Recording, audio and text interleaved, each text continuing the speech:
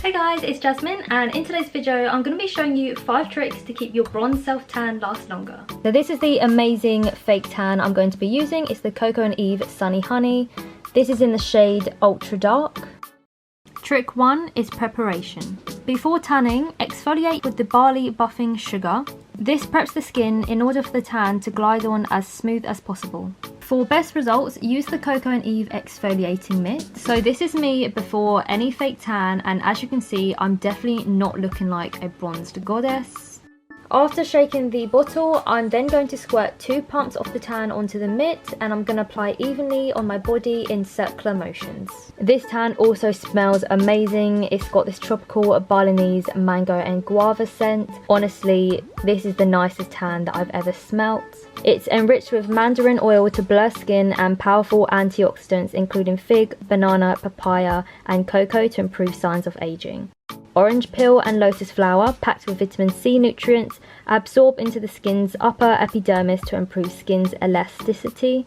It's also super kind to your skin. Sunny Honey doesn't contain any sulfates, no toxins, no silicones, no parabens or any other harmful chemicals which are found in most self-tan products. It also contains 100% natural DHA. It also delivers a long-lasting streak-free tan with lightweight, non-sticky formula, so no streaks, no bad smells and no stress.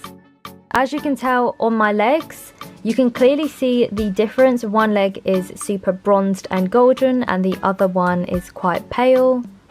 I'm going to be using the vegan kabuki brush, and I'm going to use this for my face. It's also perfect for hands and feet and any tricky to tan areas. This brush also has really soft bristles and this is so soft on the skin. And I'm just going to apply 1 pump to the face, and I'm just going to go around in circular motions to make sure it's all blended in. And don't forget to go in very lightly for the back of your feet where your foot creases. As you can see here, just bend the foot sort of forwards and you can get into the creases.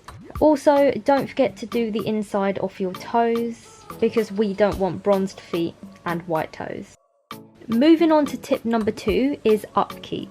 To get into the creases, if you just put your hand like a claw, like I'm showing you here, you can really get into all the little creases and the hard to reach areas. And I suggest to top this up every 2 days, as we do tend to wash our hands a lot, which means our tan will fade a lot quicker.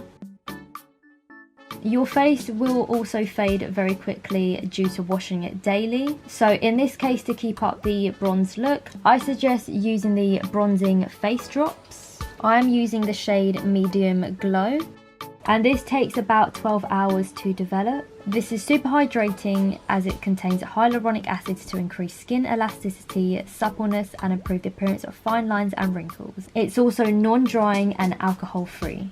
And I suggest reapplying this every 2 days, the same as the hands.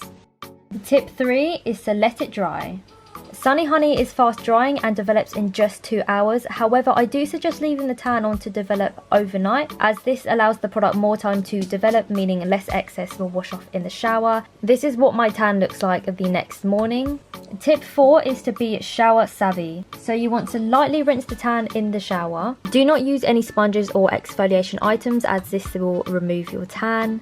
Only use sulfate-free cleanser in the shower, as this won't strip your tan. And finally, tip 5 is to moisturize, and I can't stress this enough. A lasting tan is all about hydration, so make sure you moisturize daily with the Coco and Eve Moisture Whip. This is my tan a few days after I applied it, and as you can tell, I'm still looking very bronzed.